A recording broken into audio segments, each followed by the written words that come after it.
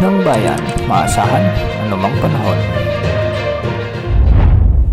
Magandang araw po sa ating lahat. Ngayon ay araw ng Huwebes, August 14, 2025 at narito na ang pinakauling update sa magiging lagay ng ating panahon. Ngayong araw ay wala ng epekto ang bagyong Goryo at ngayon ay nasa labas na ng ating area of responsibility. Huli itong namataan sa layong 650 kilometers hilagang kanluran ng extreme northern Luzon. Taglay pa rin nito ang lakas ng hangin na umaabot sa 95 kilometers per hour malapit sa gitna at pagbugsong umaabot sa 160 kilometers per hour. Kumikilos na ito ng kanluran hilagang kanluran sa bilis na 35 kilometers per hour. Malapit na ito sa southeastern China at mananalasan naman ito sa kalupaan doon. Samantala, habagat pa rin ang nagdadala ngayon ng maulap na kalangitan na may mga kalat-kalat na pagulan at thunderstorms sa buong Metro Manila, buong Ilocos Region, Calabarzon, Mimaropa, Bicol Region, Visayas, Zamboanga Peninsula, Northern Mindanao, Caraga Region, Zambales, Bataan, Pampanga, Tarlac, Bulacan at Davao Oriental. Ang mga lugar na ito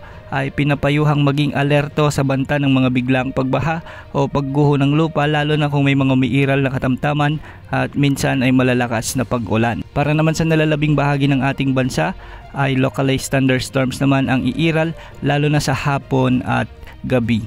Samantala, posibleng may kasunod na sama ng panahon si Bagyong Goryo sa mga susunod na araw, lalong-lalo na ngayong weekend. Inaasahan na may mamumuong sama ng panahon sa silangang bahagi ng Luzon at magpapatuloy ang pagkilos nito ng pahilaga. Lalapit ito hilagang silangang bahagi ng Luzon at hindi naman nakikitang lalakas bilang bagyo sa mga susunod na araw. Kikilos ito papalapit sa silangang bahagi ng Taiwan at posibleng maging bagyo ito habang papalayo sa kalupaan ng Pilipinas. Samantala, isa pang potensyal na sama ng panahon ang posibleng mabuo sa kanluran naman ng Luzon o Palawan. Hindi naman ito nakikitang lalapit sa ating bansa bagkos ay kikilos ito ng northwest o hilagang kanluran patungo sa may northern Vietnam.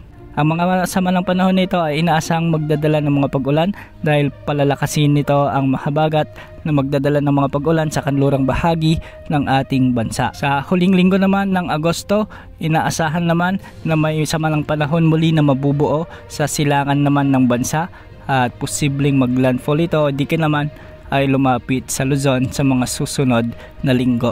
Posible pang magbago ang mga forecast na ito ukol sa mga potensyal na panahon na ating babantayan. Yan muna ang latest sa lagay ng panahon. Ito po ang weather update ng bayan, maasahan anumang panahon.